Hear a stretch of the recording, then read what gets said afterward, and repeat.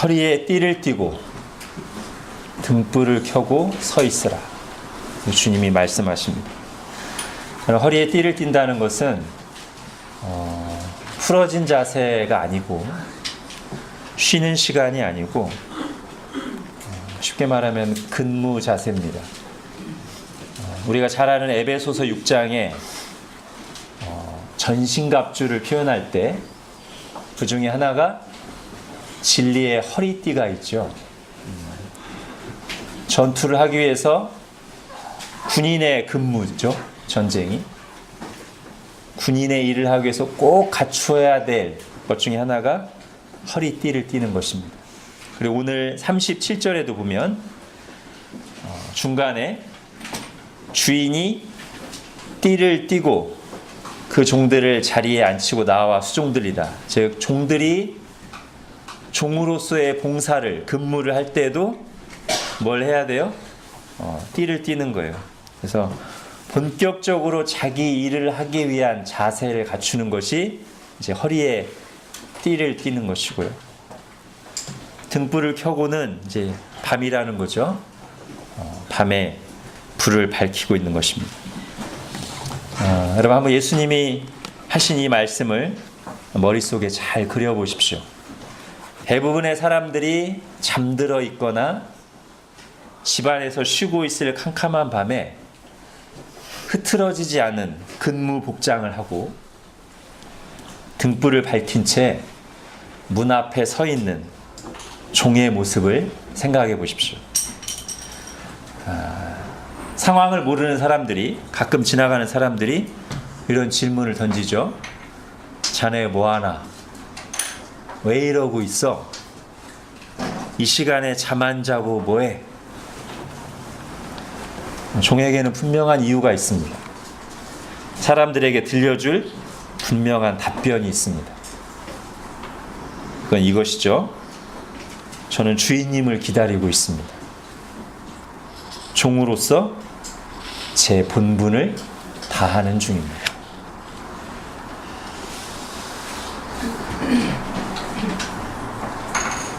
자, 허리에 띠를 띠고 등불을 켜고 있는 종을 향해 상황을 알지 못하는 사람들이 했던 말, 자네 뭐하나? 왜 이러고 있어? 이 시간에 잠 안 자고 뭐해?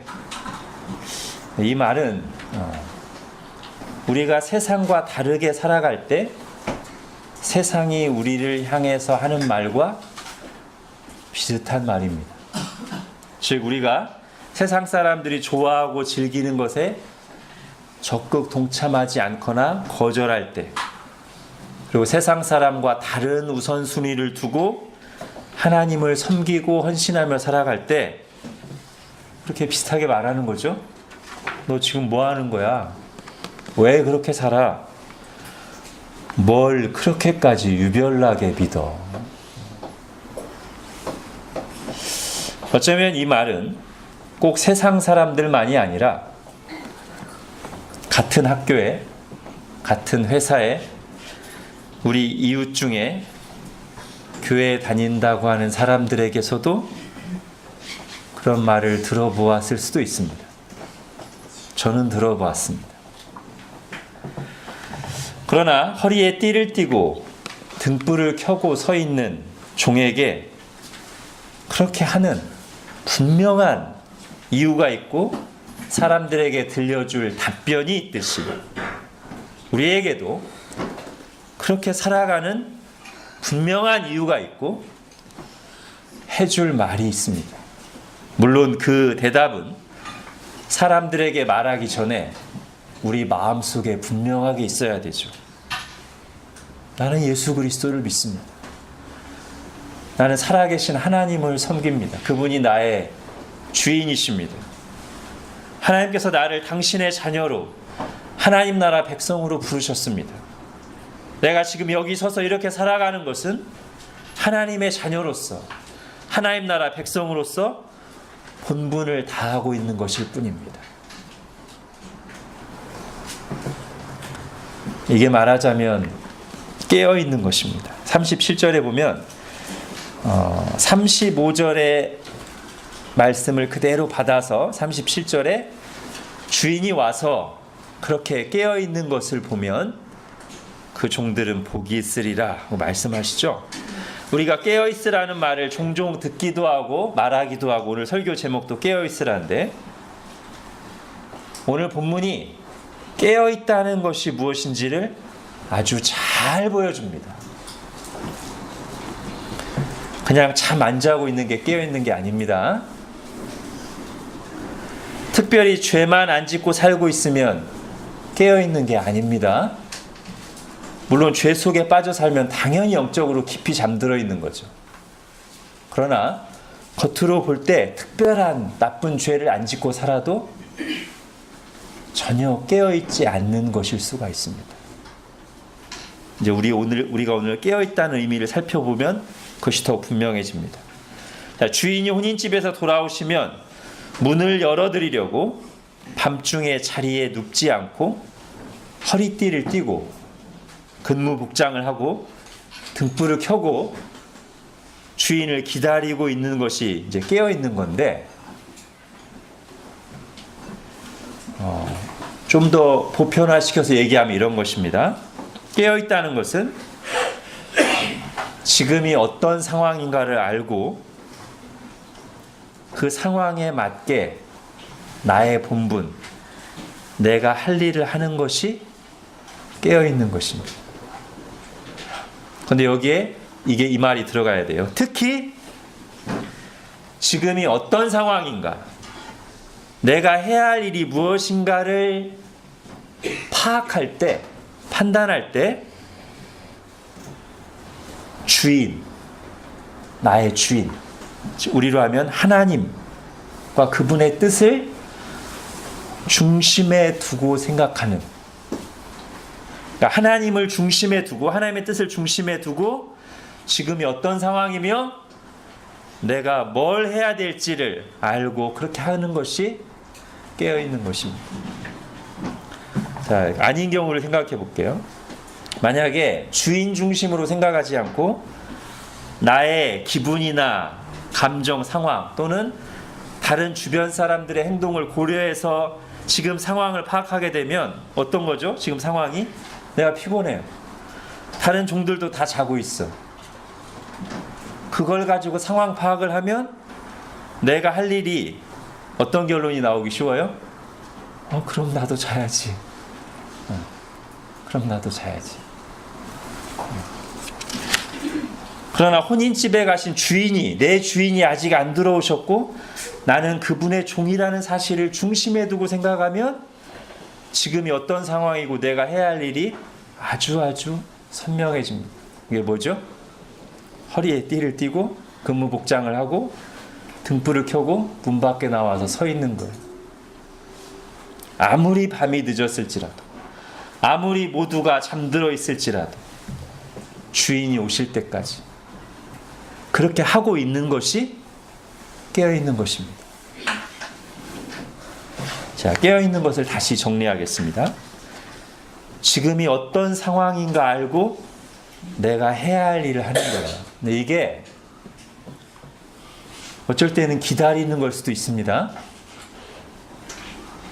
내가 해야 될 일이 조급하게 뭘 하지 않고 인간적인 감정이나 계산이 앞서서 사람들의 요구와 분위기 때문에 뭘 하지 않고 어쩔 때는 기다리는 것이 내가 해야 할 일일 수 있습니다.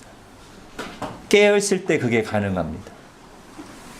깨어있지 않으면 자꾸 조급해서 앞으로 나가게 되고 사람들이 부추기면 거기에 끌려가게 됩니다. 깨어있으면 사람들이 뭐라고 막 하고 상황을 볼 때는 조급해도 가만히 있을 수 있게 됩니다. 그리고 그렇게 가만히 있는 게 깨어있는 것입니다. 그러나 또 어떤 상황에서는 반대로 사람들이 다 가만히 있을지라도 그 내가 지금 뭔가 액션을 취하면 혼자 이상하게 보일지라도 그렇게 하는 것이, 사람들이 비난할지라도 이해 못할지라도 그렇게 하는 것이 깨어있는 것일 수 있습니다. 이 모든 판단이 나오는 것은 뭐를 중심에 둘 때예요? 하나님과 하나님의 뜻을 중심에 두고서 상황 파악을 하고 내 본분을 생각할 때 나오는 거예요. 예를 한번 들어보겠습니다. 여러분, 겟세마네 동산의 12 제자들은 예수님께서 지금이 어떤 때라는 것을 굉장히 힘주어 여러 번 말씀하셨는데도 불구하고 잠을 잤습니다. 만약에 그 시간이 잠자야 될 시간이었으면 자는 게 깨어있는 거였을 거예요. 그죠? 근데 주님께서 그때 지금은 잠을 자지 말고 나와 함께, 지금 너무나 중요한 순간이니까, 영적 싸움을 싸워야 되는 순간이니까 지금은 졸리더라도 참고 기도하라고 몇 번을 얘기하셨어요. 근데 제자들은 쿨쿨 잤습니다.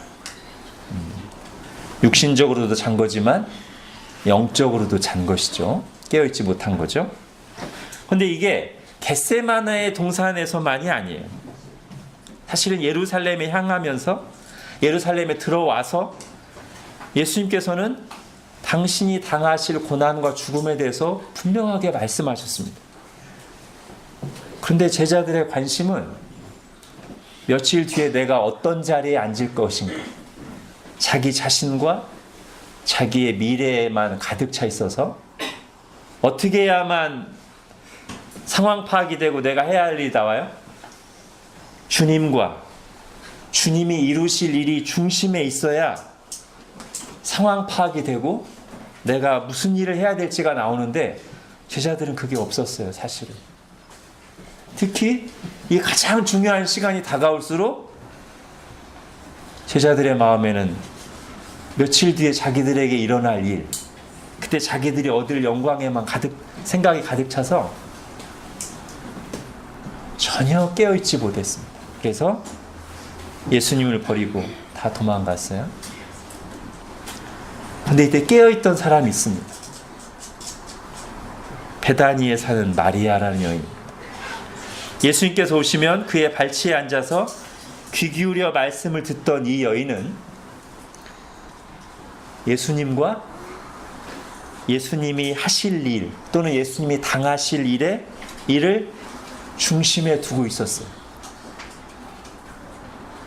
그래서 상황 파악이 됐어요. 뭘 해야 할지가 파악이 됐어요. 그래서 십자가 죽으심을 며칠 앞두고 자기가 오랫동안, 아마 최소 수년간 모았을 귀한 향유를 예수님의 몸에 부어드렸어요. 깨어있는 거죠. 아까 제가 앞에서 깨어있는 것의 정의가 지금 어떤 상황인가 알고 내가 해야 할 일을 하는 것, 예수님을 중심에 두고. 베다니 마리아가 정확히 그렇게 했습니다. 그런데 이때 무슨 일이 일어나냐면, 제자들이, 깨어있지 못하던 제자들이 볼 때는 이 깨어있는 이 한 여인의 행동이 이해가 안 돼요. 그래서 어떤 일이 일어나요? 깨어있지 않은 다수가 깨어있는 한 사람을 집단적으로 비난하는 현상이 어디에서? 세상에서가 아니고 교회에서, 그것도 리더 그룹에서 일어났어요. 예수님이 이것을 역전시키셨습니다. 예수님께서 오히려 제자들을 나무라시고 깨어있던 그 한 여인에게 최고의 칭찬을 주시죠. 복음이 전파되는 곳마다 이 여인의 이름도 전파되어 칭송을 받을 것이다. 예수님이 크게 칭찬하십니다. 자, 깨어있지 않을 때 이렇게 거꾸로 된 현상이 일어날 수 있어요. 교회 안에서, 우리의 삶에서.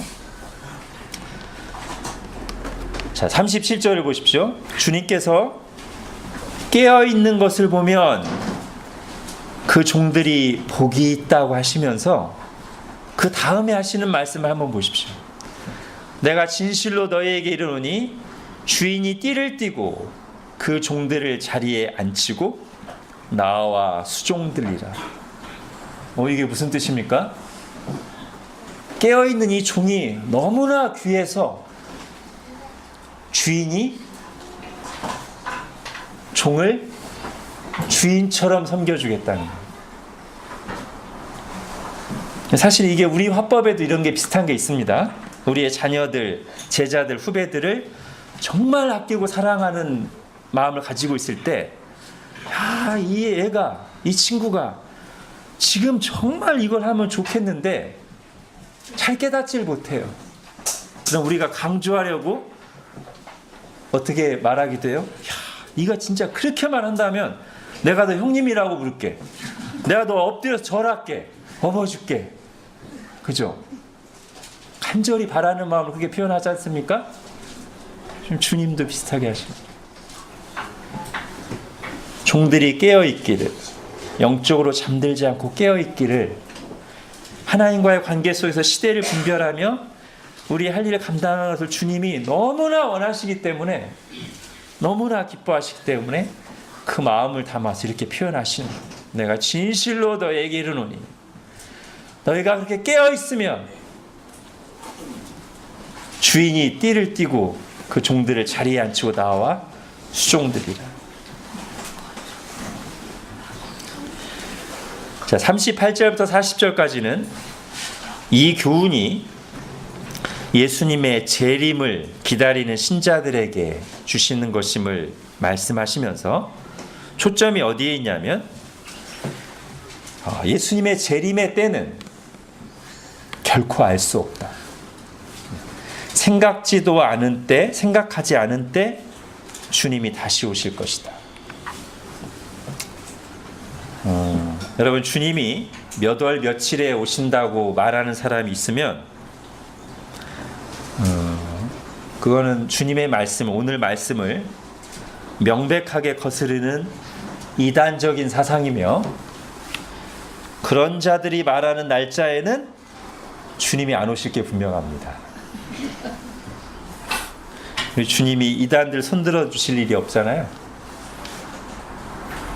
그러니까 이단들이 대대적으로 홍보하는 날을 우리 혹시 있으면, 예전에 1992년 10월 28일처럼 대대적으로 이단들이 나서서 이날 주님이 오십니다 그러면 우리는 속으로 어떻게 생각하면 돼요?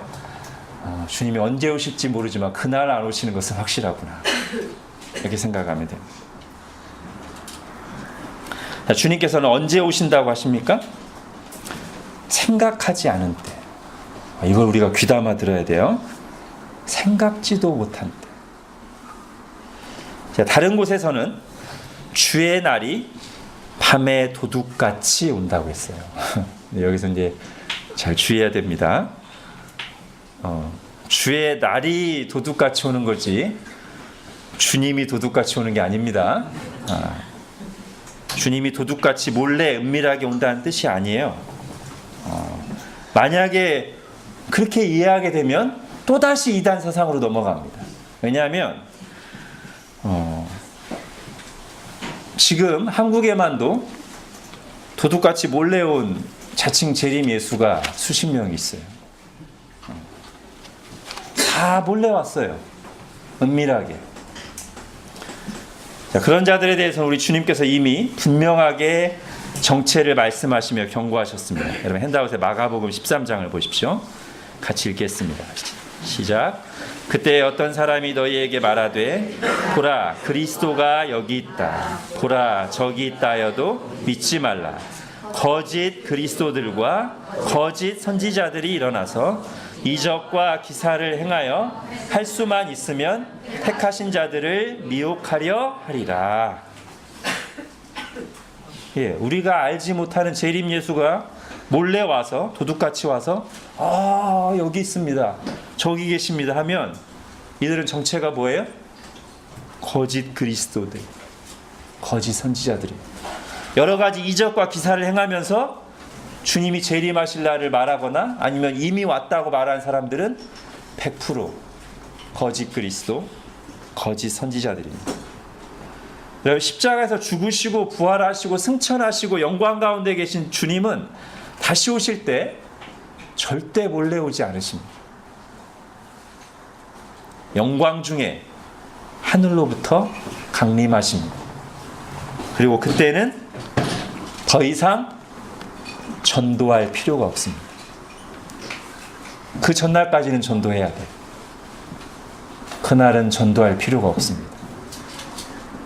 누가 따로 설명하지 않아도 모든 사람들이 알아볼 것이기 때문입니다. 그날은 전도의 때가 아니라 결산의 때입니다. 구원과 심판이 최종 확정되는 때요. 영원한 상과 벌이 집행이 시작되는 때입니다.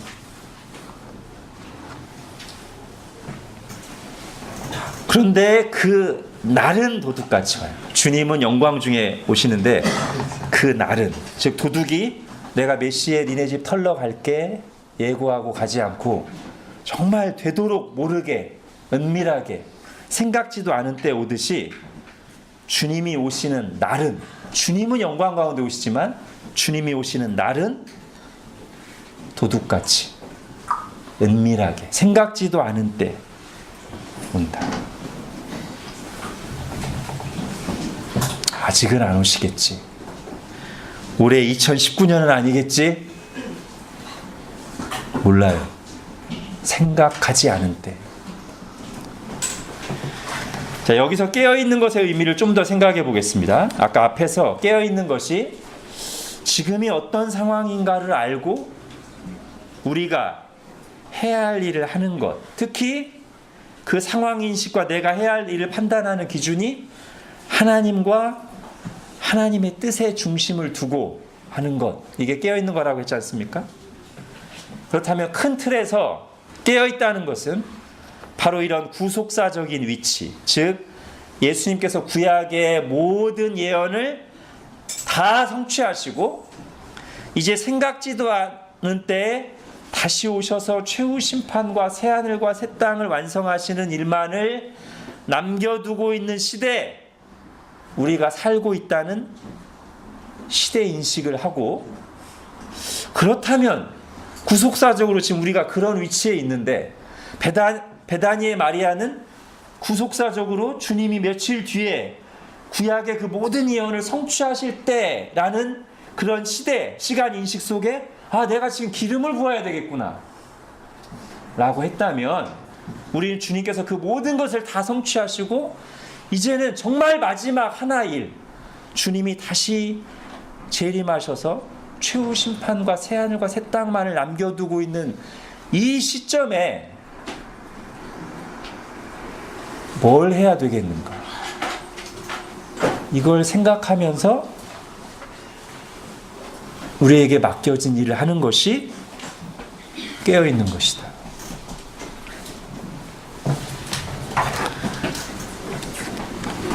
주님께서는 베다니의 마리아가 그 타이밍에 깨어서 그 일을 했을 때 아주 기뻐하시고 칭찬하셨듯이, 지금 이 시대의 교회가 그런 구속사적인 시대인식을 가지고 주님이 주신 사명을 귀담아 듣고 그 일을 위한 기도와 수고와 실천을 헌신적으로 할 때 칭찬하시고 기뻐하시며 그들과 함께 나머지 당신의 과업을 이루어 가실 것입니다.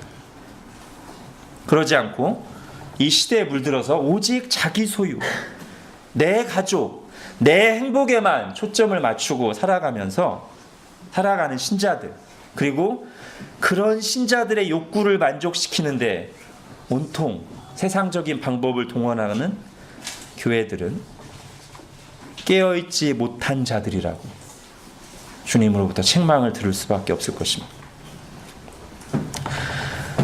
자, 이제 여기까지 듣고 나서 베드로가 예수님께 질문을 했어요. 갑자기. 이게 누구에게 하시는 말씀입니까?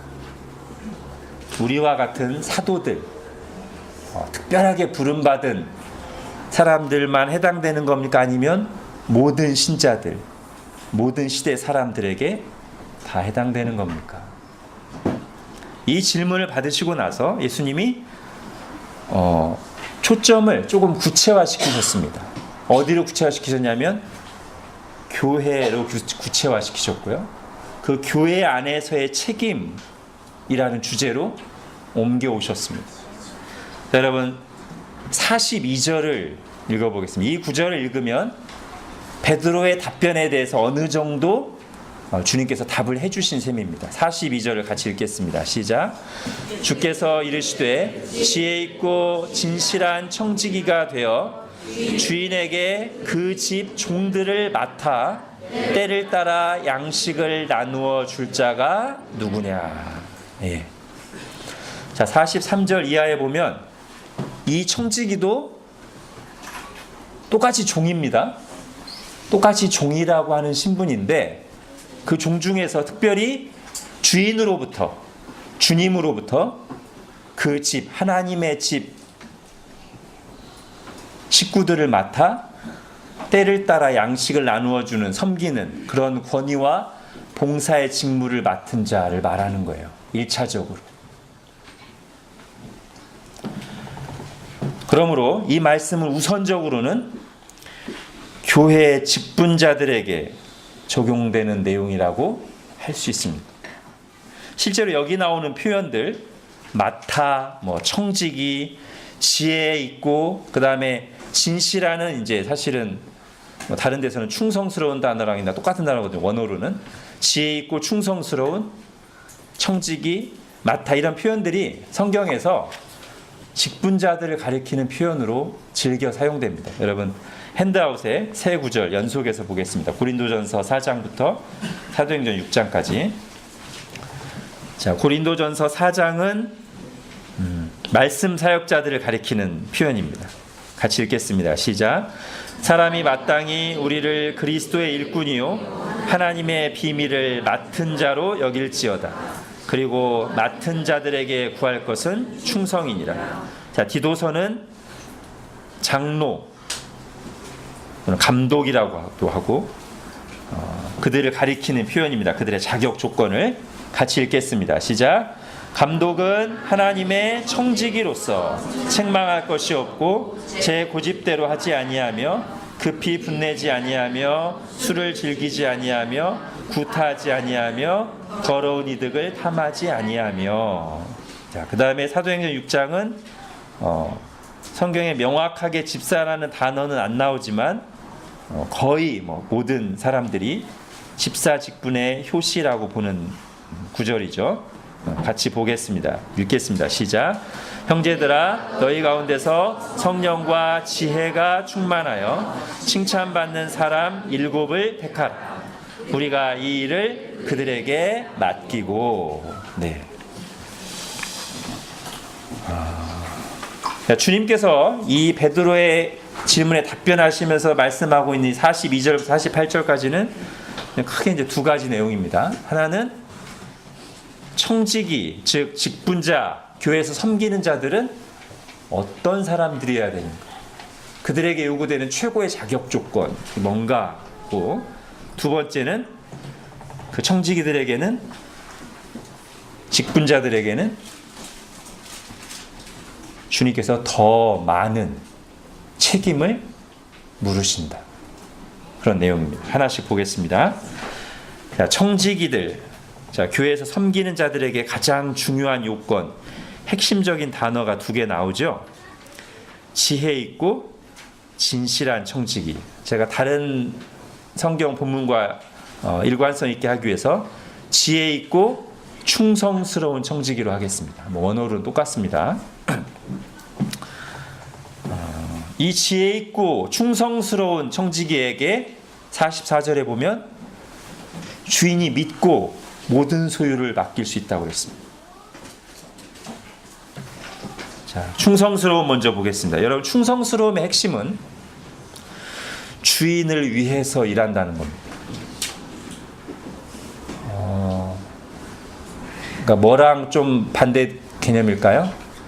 자신을 위해서가 아니라, 자기 이익을 위해서가 아니라 주인을 위해서 하면 그게 충성스러운 거예요.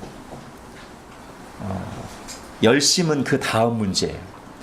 자, 자기를 위해서 자기 이익을 하는 거 두 가지를 얘기해 볼게요. 하나는 주인의 집에서 또는 주인의 나라에서 주인이 맡긴 일을 열심히 해요. 근데 자기 영광을 위해서요. 그럴 수 있습니다. 교회 안에서도 얼마든지 그럴 수 있습니다. 자기를 드러내려고, 자기 사람을 만들려고 열심히 할 수 있습니다. 사람들 앞에서. 그러면 이거는 열심히 하면 할수록 충성이 아니라 반역이 됩니다. 여러분, 어떤 신하가, 유비가 제갈공명에게 거의 나라의 모든 일을 다 맡기다시피 했어요. 근데 제갈공명이 그 일을 황제인 유비를 위해서 해야 충성스러운 거지, 열심히 일하는데 점점 사람들의 마음을 빼앗아요. 유비에게로 향하는 게 아니라 자기에게 향하도록, 자기의 이익이 되도록. 이러면 뭐죠? 반역이에요. 반역. 교회에서도 그럴 수 있어요. 목사가 자기 이익을 위해서, 자기 영광을 위해서 목회하면, 열심히 하면 열심히 반역하는 게 됩니다. 그리고 반드시 탈이 나게 돼 있습니다. 때가 되면. 자, 이게 첫 번째, 자신을 위해서고요. 두 번째는 자기가 하고 싶은 것만 하는 것. 자기 기분 내킬 때만. 어려운 것은 안 하는 것. 자기 부인이 없는 것이죠. 이거는 주인을 위해서 하는 게 아니고 철저히 자기 중심으로 하는 것입니다. 그러니까 이것도 충성스러운 게 아닙니다.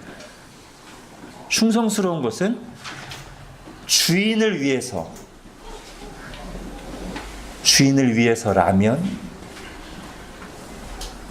고난을 무릅쓰고, 주인이 맡기면 그것이 편한 일이든 어려운 일이든, 내가 드러나는 일이든 드러나지 않는 일이든 주인을 위해서, 나를 위해서가 아니고 그렇게 하는 게 충성스러운 거예요. 근데 여러분, 이 충성됨이 어디서 나올까요? 내가 드러나지도 않는데, 때로는 어려운 일인데 충성하는 게 어디서 나오겠어요? 결국 주인을 사랑하는 데서 나와요. 예수님께서 베드로에게 주님의 양을 맡기실 때 딱 한 가지 물어보시죠. 네가 나를 사랑하느냐? 내 양을 먹여라. 하나님이 우리에게 요구하시는 계명의 첫째가 뭡니까? 마음과 뜻과 힘을 다하여 하나님을 사랑하는 겁니다.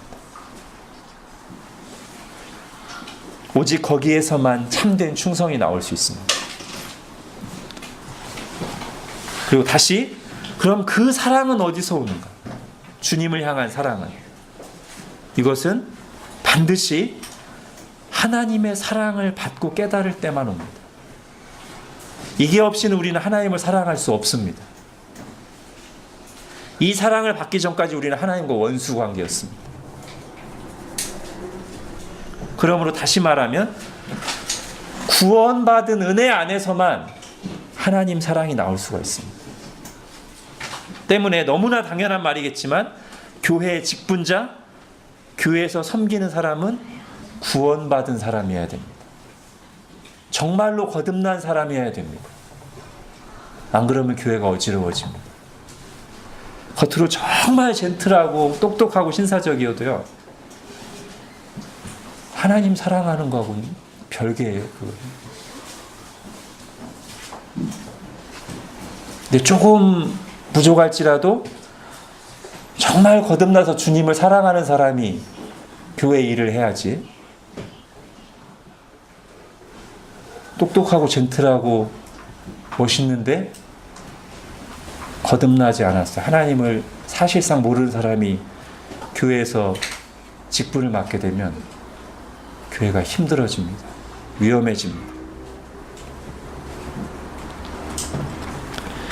자, 충성했고, 두 번째가 지혜로움이에요. 주님이 요구하시는 또 한 가지가 지혜로움인데, 지혜로움은 뭘까요? 주인의 뜻을 아는 것입니다. 여러분, 오늘 비유로 생각해 보면, 주인이 부재했을 때 주인을 대신하여 주인의 모든 재산과 종들을 맡아 관리하는 사람이 청직이지 않습니까? 그 청지기에 있어서 가장 좋은 지혜는 뭐냐면 여러 구체적인 상황들 속에서 주인이라면 어떻게 하실까? 어떻게 하는 게 주인이 기뻐하실까? 이게 그 청지기에게 요구되는 최고의 지혜. 자기는 지혜롭다고 똑똑하다고 했는데 주인이 와서 보니까 내가 원하던 게 아닌데, 그러면 이 종은 주인 입장에서 볼 땐 지혜로운 게 아니에요. 자기 잘난 거지. 지혜로운 것은 주인의 뜻과 마음을 아는 것입니다. 자, 그래서 앞서 말한 충성스러움이 주인을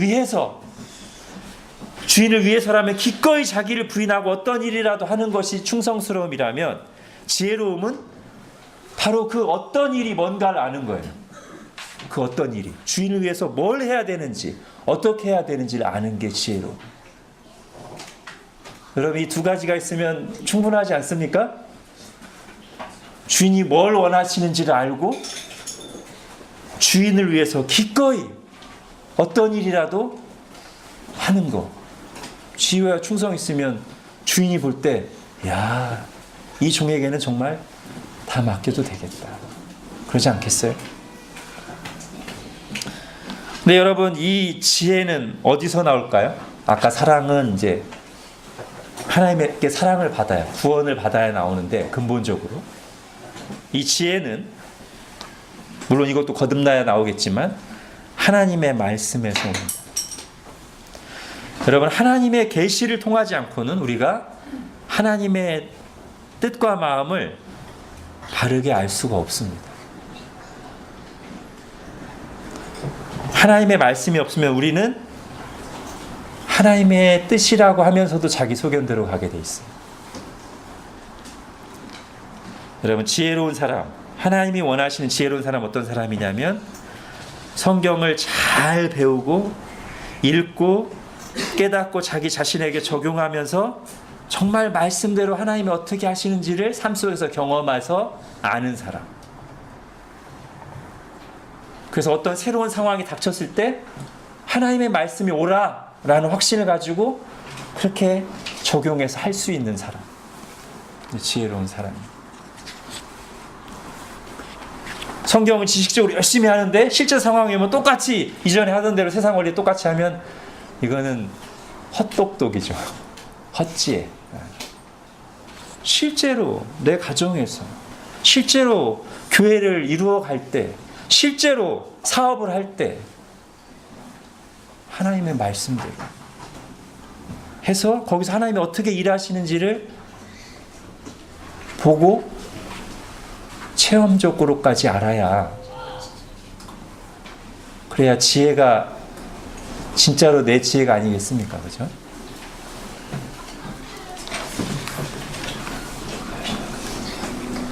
이제 마지막 한 가지를 보고 마치겠습니다. 오늘 본문의 또 다른 강조점은 그들에게 책임을 물으신다는 거예요. 근데 이 책임을 잘 보면 이 책임에는 차등이 있습니다. 그러니까 모두에게 똑같은 크기의 책임을 묻지 않는다고 분명히 말씀하세요. 어떤 사람에게는 큰 책임을 물으시고 어떤 사람에게 상대적으로 작은 책임을 물으십니다. 여러분 47절 48절 같이 읽겠습니다. 시작. 주인의 뜻을 알고도 준비하지 아니하고 그 뜻대로 행하지 아니한 종은 많이 맞을 것이요 알지 못하고 맞을 일을 행한 종은 적게 맞으리라. 무릇 많이 받은 자에게는 많이 요구할 것이요 많이 맡은 자에게는 많이 달라 할 것이라. 더 아는 만큼, 더 받은 만큼 더 큰 책임이 있습니다. 이 말씀을 이제 잘 생각해 보면, 지금까지는 제가 이제 직분자라고 처음에 시작했습니다만, 이 47절, 48절을 잘 보면 이제 그 적용 대상이 좀 확대됩니다. 왜냐하면 이 말씀 우리가 충분히 생각하게 되면 이 말씀은 주님께서 분명히 교회 지도자들에게, 직분자들에게 더 큰 책임을 물으시겠다는 것을 분명히 보여주는 말씀인 동시에, 다른 한편으로는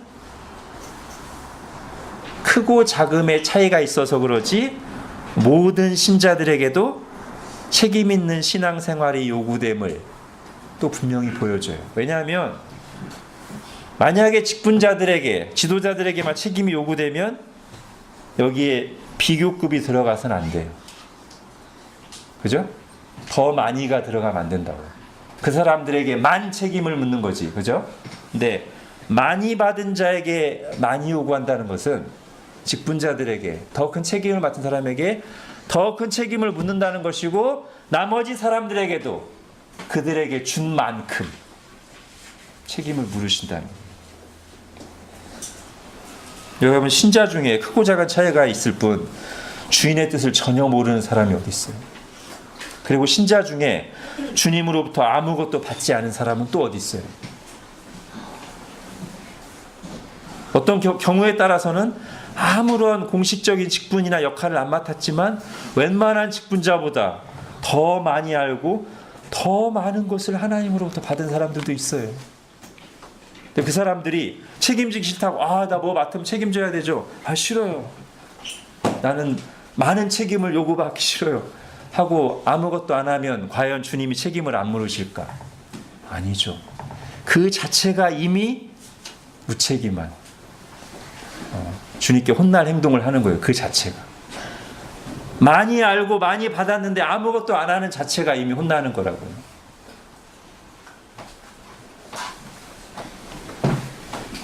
여러분, 우리가 창세기 기사를 읽으면 원래 처음 인간은 창조될 때부터 청지기로 창조됐습니다.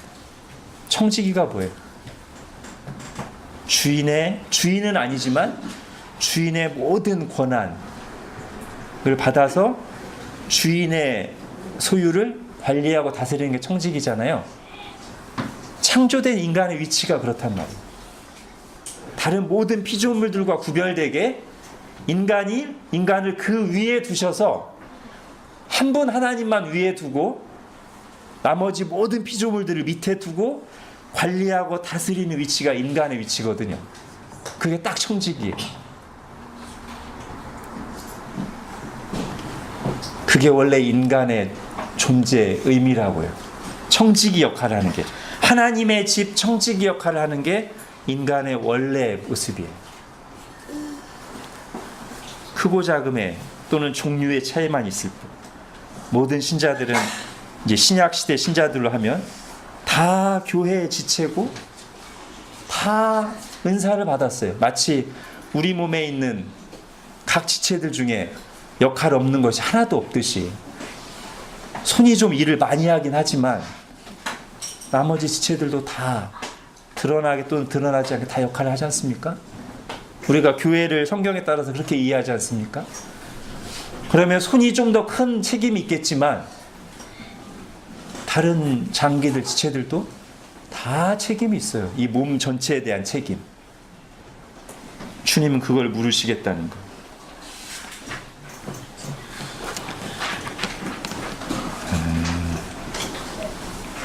이제 우리에게 이런 말씀을 하시는 우리 주님에 대해서 기억해야 될 두 가지만 하고 마치겠습니다. 여러분, 주님께서 우리에게 깨어 있으라고 하시고 책임을 물으시겠다고 하시는데, 시편에 보면 우리 주님을 이렇게 묘사합니다. 졸지도 아니하시고 주무시지도 아니하시고. 그죠? 처음에 그 구절을 읽으면 약간 웃기다는 생각도 들어요. 그죠?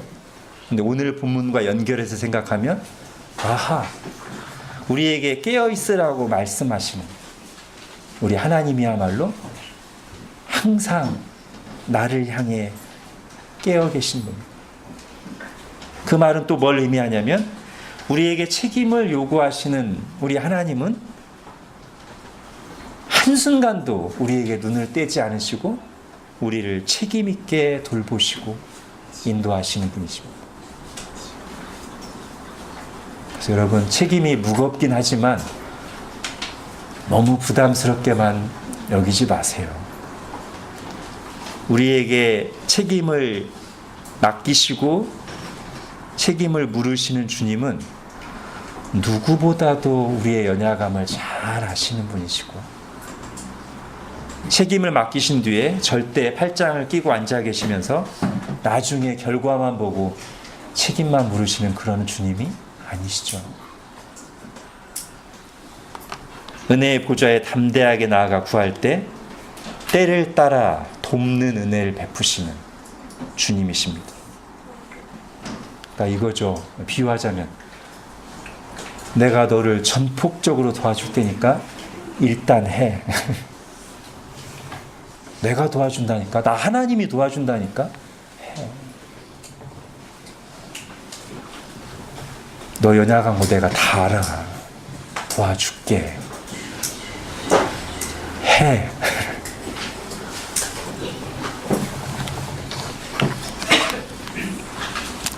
또 하나는요. 여러분 오늘과 같은 이 종말론적인 비유를 볼 때 놓치지 말아야 될 게 있습니다.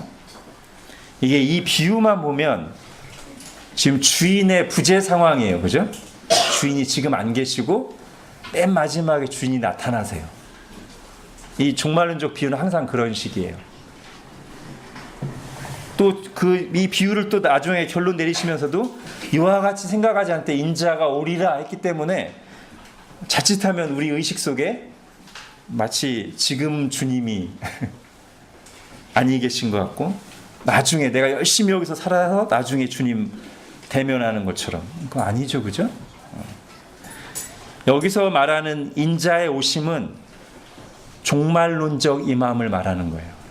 아까 제가 앞에서 말씀드린 가시적인 물리적인 영광스러운 최종적인 오심을 말하는 거지 지금 주님이 우리와 함께 계시지 않다가 나중에 가서야 주님을 만나는 개념은 절대 아닙니다. 우리는 이렇게 말해야 됩니다. 지금 함께 계시는 주님이 마지막 날에 다시 오실 주님이시다. 또 이렇게 말해야 됩니다. 지금 여기서 주님과 함께하는 사람이 장차 오실 주님을 기다리는 사람들이다. 말이 약간 모순 같지만 그게 맞습니다. 이건 주님의 신성에서 비롯된 거예요. 그러므로 여러분 깨어있다는 것은